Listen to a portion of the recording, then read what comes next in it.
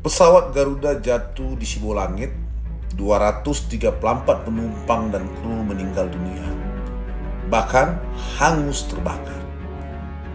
Beberapa waktu yang lalu kita telah membahas terkait kecelakaan pesawat Mandala Air yang sampai menewaskan Gubernur Sumatera Utara. Ternyata tragedi jatuhnya pesawat tak hanya sekali terjadi di Sumatera Utara. Sebelum tragedi pesawat Mandala Air, pernah ada pesawat jatuh di Simolangit, Kabupaten Deli Serdang. Dan kejadian ini menjadikannya sebagai kecelakaan pesawat terburuk di Indonesia. Berikut tim Kilas Balik akan memberikan fakta-fakta terkait hal itu.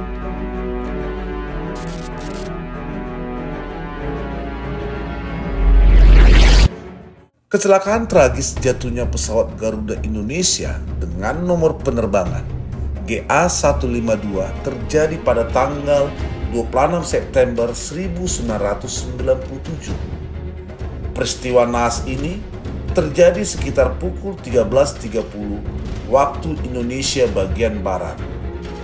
Penerbangan dengan nomor GA152 merupakan penerbangan domestik terjadwal yang menghubungkan Bandara Udara Internasional Soekarno-Hatta di Tangerang dengan Bandara Udara Internasional Polonia di Medan, Sumatera Utara.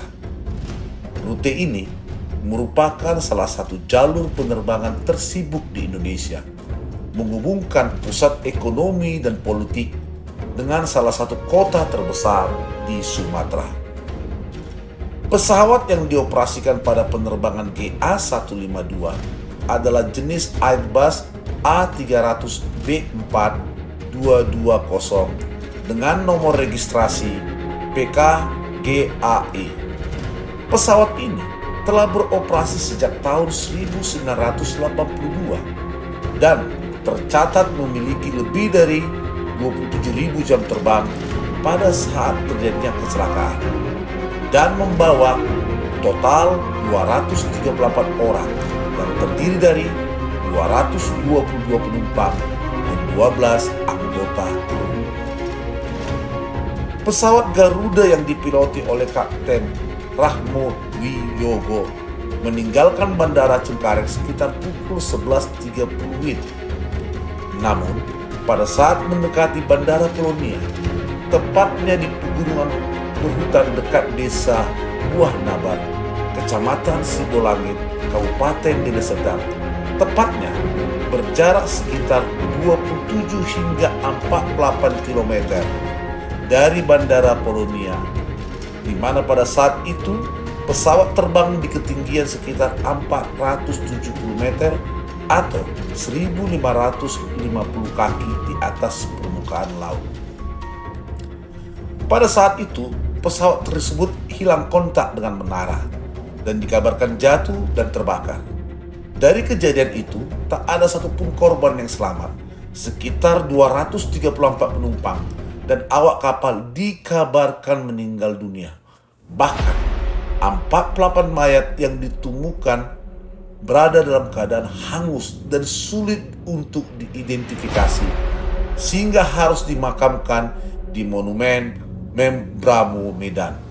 Sedangkan untuk korban lainnya, yakni 186 korban yang berhasil diidentifikasi, dikembalikan ke keluarga lainnya.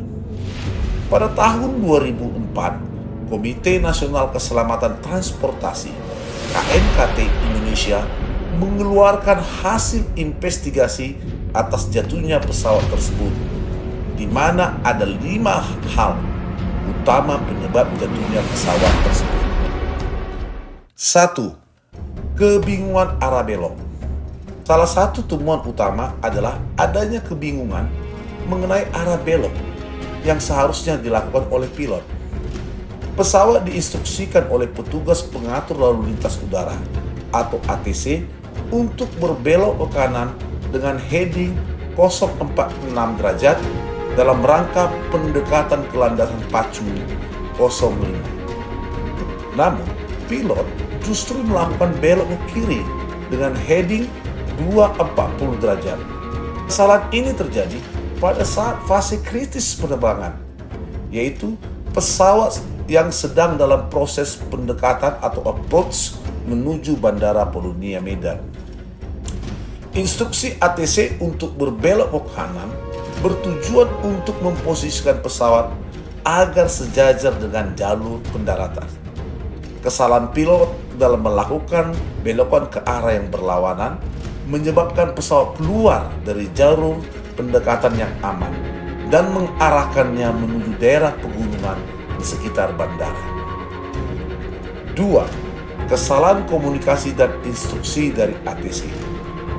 Laporan KNKT juga menyoroti adanya permasalahan dalam komunikasi dan instruksi yang diberikan oleh petugas ATC di Medan. ATC sempat memberikan instruksi yang membingungkan, termasuk penggunaan call sign yang salah, yaitu Merpati 152. Merpati 152 merupakan nomor penerbangan yang lain, dioperasikan oleh maskapai yang berbeda dan sedang berada di area yang sama. Meskipun ATC kemudian mengoreksi call sign menjadikan Indonesia 152, namun instruksi awal yang keliru ini dapat menimbulkan kebingungan di kokpit. Lebih lanjut, ATC tidak secara eksplisit menginformasikan kepada pilot Garuda Indonesia penerbangan 152 bahwa pendekatan ke landasan pacu 05 akan dilakukan dari sisi selatan atau kanan. Informasi ini penting karena dapat mempengaruhi interpretasi pilot terhadap instruksi belokan. Selain itu, sistem radar yang digunakan di Medan pada saat itu memiliki refresh time yang relatif lambat, yaitu 12 detik.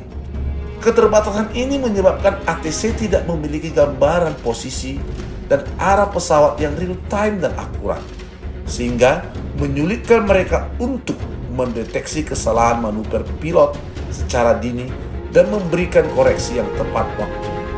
Rangkaian kesalahan komunikasi dan instruksi dari ATC ini turut berkontribusi pada disorientasi yang dialami oleh kru kokpit.